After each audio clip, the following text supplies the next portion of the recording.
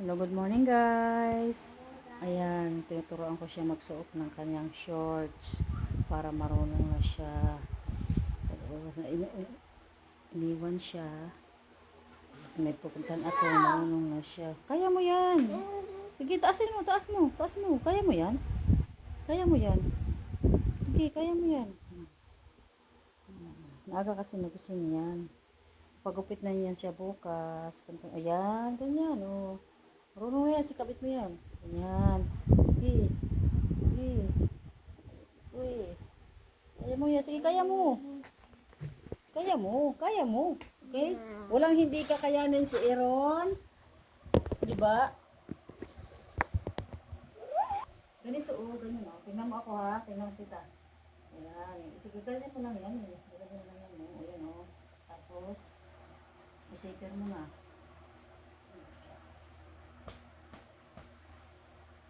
Diyan yung pabango. Okay ka lang.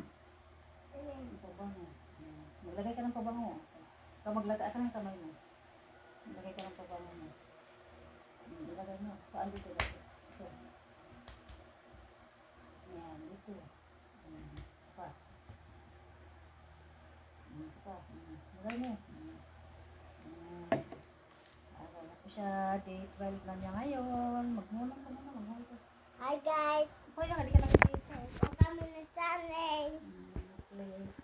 Yes. Watch my channel and subscribe and support me para sa aking Dapat pag-aaral. Mamaya ka na magsapatos. Muna siya kasi masyadong maaga eh. Good morning guys. Hello. Good morning. Ayan, nakagayak na yan eh. Sabi ko mamaya na siya magsapatos. Aga niya gising yan. Alas 4:30. Ginising ako. Sabi ko na ko, hindi pa. Maaga pa masyado. Kasi balik sa dahiga. Sundo po ako ng ano. Ha? Ayun ba yun? Hindi. Iba sa ibang black 1. Ano siya? Black 1 lot 2. Diyan lang yun. Magsusundo po ako sa aking pamangkin. Maulan. Susunduin ko na. Sasakay na lang kami mamaya babalik. Pag ano. Ayun.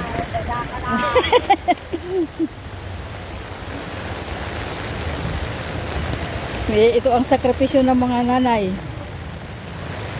Na kahit umulan, umaraw, sakripisyo sa mga bata para mag-aral.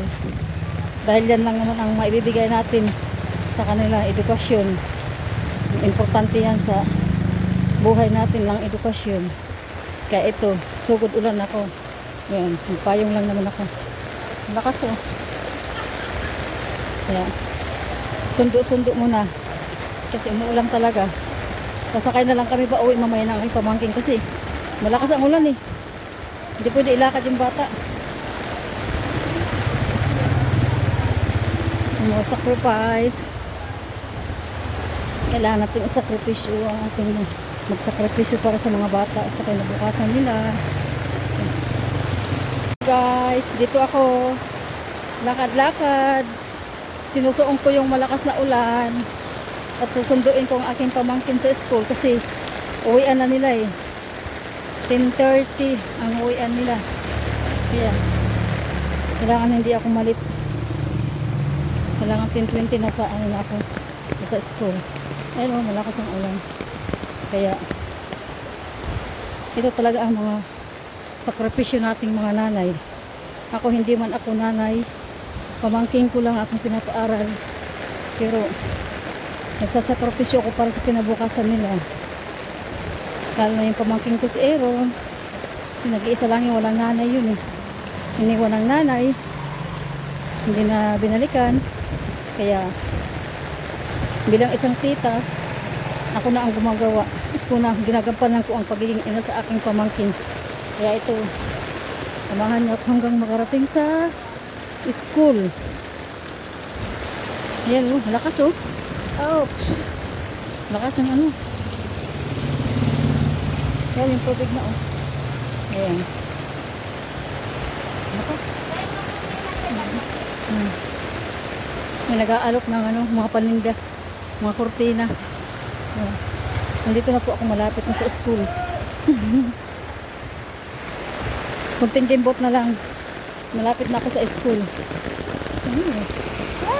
Oo, may mga ano talaga, may mga bastos na mga ano, mga driver. Wala silang pakialam, may mabasa o hindi. Ayun, ito na ako malapit sa school. Yan yung school nila dito. Yeah. Sacrifice para sa kinabukasan ng mga bata. Nandito ako sa school. Thank you. Please support our channel para sa pag-aaral ng aking pamangkin.